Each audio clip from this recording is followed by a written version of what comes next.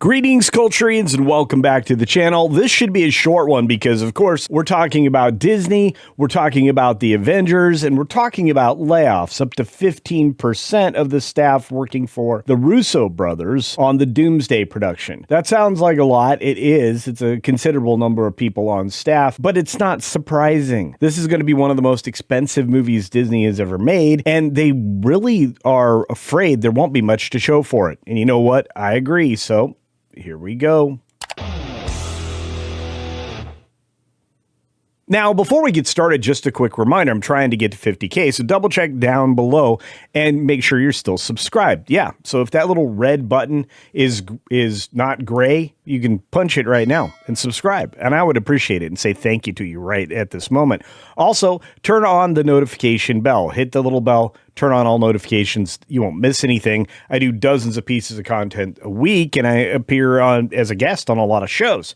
So you don't want to miss any of that. I will be happy to help you follow everybody else that I hang out with, and you probably want to do that anyway. If you're not already following places like That Park Place, WDW Pro, the H Cast, or Mr. H Reviews, if you're not following Midnight's Edge, you should be. All these places are places you should be following so you don't miss news. So let's jump into it. We need to get to this. I got to get to just the story because mass layoffs hit Avengers Doomsday production company as Russo Brothers cut 15% of staff. As Marvel Studios ramps up production of Avengers Doomsday, one of the film's key production partners is quietly shedding staff with mass layoffs. AGBO, the independent studio founded by Joe and Anthony Russo, has confirmed layoffs impacting about 15% of its workforce. That's about 20 employees, according to the reporting from Deadline.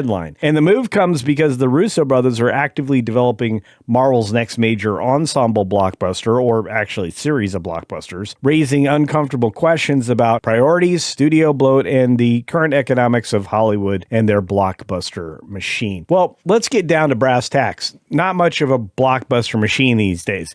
All of the Marvel films that were supposed to be leading into this failed. The end of Phase Dive really did prove to be a complete crash and burn going into, I think, the beginning of what they're calling Phase 6, which is the Fantastic Four. And boy, was it. They presented a lot of terrible situations in that film, and they really presented how they go about making terrible stories. They really missed the plot. They missed the ability to tell a story without inserting messaging. And I think that's what ultimately killed it. I don't know about you. Let me know your thoughts down in the comments section below. And while you're down there, hit the thumbs up button. And let's get to it, okay? Because there's more to this conversation, and maybe it gets more inconvenient for Disney as AGBO's workforce is, well, going to take a hit. Per Deadline, AGBO's workforce had grown to more than 130 employees prior to the cuts. The layoffs reportedly are affecting approximately 20 staffers, with most of the reductions occurring at the middle management level. And that's another big problem with Disney. Too many people in the middle, too many mid-management jobs across the board. It doesn't matter in what area or aspect, whether it be a studio, whether it be a theme park, whether it be the corporation itself. There is too many people in the middle, and they're paying too many salaries, and they're getting very little for that, other than, again, support of the messaging. The company has not publicly detailed which departments are impacted, nor has it released an official statement beyond characterizing the move as a restructuring intended to position the studio for long-term sustainability. You know how you go about doing that, Disney? You actually make good things. If you made good things, your studio would be in good shape. You haven't made a good thing in a long time, and I think all of us are agreeing on that. And look, I don't care what you thought of Brand New Day and its upcoming presentation to the audience and whether or not that'll be successful. What did you think about No Way Home? Well, if you think what I thought, which is this film wouldn't be very much without the two other Spider-Men and the story that revolved around that, because everything else was kind of a letdown, including Zendaya, which I still think is an overrated actress. But hey, that's just my opinion. I'm interested in yours. Again, comment section below.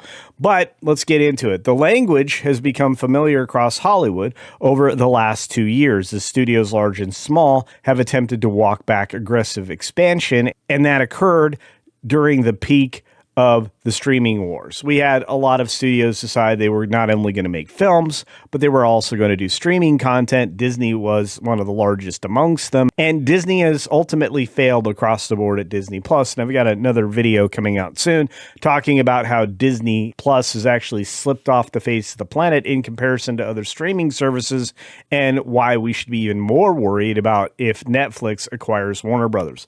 Whole other conversation, whole other part of the story, but we'll get there. The awkward timing of Avengers Doomsday layoffs come at a point in time where I don't know if this is in this article, but they're getting ready to do reshoots. That starts in April. They've already done some filming in various areas, some outside shots, things like that, with additional crew in Greenwich, England. Now, the awkward timing of this is, well, telltale. What makes this round of layoffs very notable is the fact that they occurred at all and when they occurred. AGBO is currently attached as a producer of the Avengers Doomsday, Marvel Studios' next flagship, a crossover film, obviously, and the release is set for December 18th, a date that I'm not sure is set in stone because this is starting to feel farther and farther away, despite the teaser trailers that were released that were supposedly character driven, giving you dribs and drabs of what the actual plot outline might be for this film. The project represents Marvel's attempt to stabilize a franchise that has struggled with declining audience enthusiasm, inconsistent box office returns, and mounting skepticism in its post-Endgame direction. Well, I think that was very well written, and I think it's accurate. I think we know that these films are not doing what they need to do to generate profit. Profit is something that Disney's supposed to be aiming for with everything that they do, and it doesn't seem like they've done it in a long time, whether it be streaming or film or theme parks. I do know this: when you get rid of 15% of the staff, that's a giant chunk of people, and it's definitely a cost-cutting endeavor. They're trying to save some money here, and does that surprise anybody? Probably not. The studio built on blockbusters is now pulling back because they haven't had any. They spend an awful lot of money on these films. You have to remember just how big this budget probably is for Avengers Doomsday, considering they spent about $180 million already on an actor and on 2 directors. This is a very expensive effort, and we're not even done adding all the other actors' salaries in. AGBO has been associated with some of the most commercially successful projects of the past decade. Obviously Avengers Infinity War and Avengers Endgame, which together grossed billions of dollars worldwide. Haven't seen the B word around Marvel in a while. Now, the company has also built a significant presence in streaming, particularly with Netflix, where the titles like The Gray Man and Extraction franchise have performed very well by platform-specific metrics, which again is a nice way to say what they expect from what they are spending to get the number of people watching that they do. Gray Man wasn't super exciting. Extraction, much better, but Electric State and all the other garbage that the Russos have shoved out have not been very well received, and I'm not surprised by that. Yet, even with the track record, the studio is now tightening its belt, an implicit acknowledgement that the scale alone is no longer sustainable in an industry where budgets ballooned faster than audiences, and if anything, we could always argue that audiences have disappeared. They're gone. The number of butts and seats are easy to correlate with the amount of cash that ends up in people's pockets, and it's been much less recently across the board and around the globe, no matter what anybody tries to tell you. Hollywood's middle management problem is that there's too many of them. I mean, that's the easy way of saying it. Let's see what the paragraph says.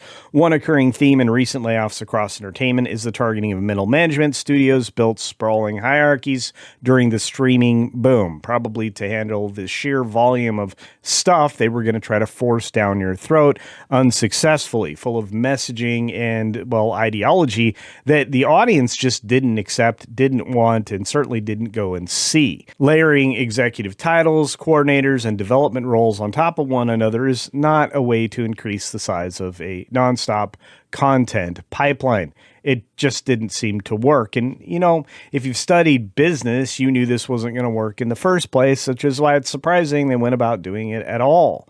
Now that pipeline have collapsed and slowed down to a trickle, those roles are increasingly viewed as expendable, and so are all of those people in the studio. At the end of the day, the situation is more or less about whether or not Marvel as a franchise is sustainable. I'm not certain that it is. I'm not looking forward to seeing Doomsday, and I don't know a lot of other people that are. While I will see the film so that I can review it and speak in an informed capacity on the various panels I participate in, I am not looking forward to the content of the film.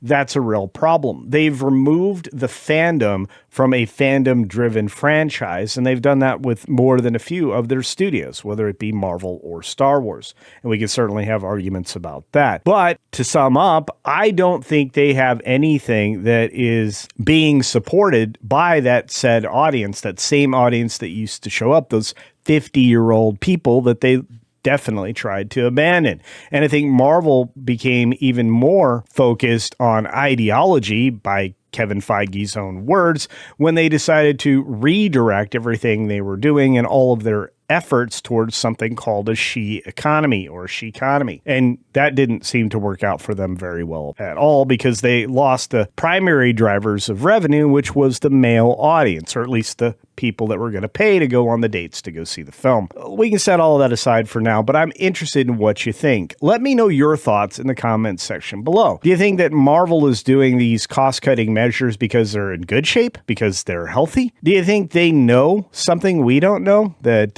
this is no Endgame, that this Doomsday is actually kind of doomed, like I have been saying for the last several months? Do you think that Disney is starting to understand that abandoning the people that support the franchise and even irritating the normies has worked against them for the course of the last 4 films? Or do you think that it was the Russo brothers who woke up finally and decided, hey, we're spending too much money and they aren't going to want to bring us back for these last 2?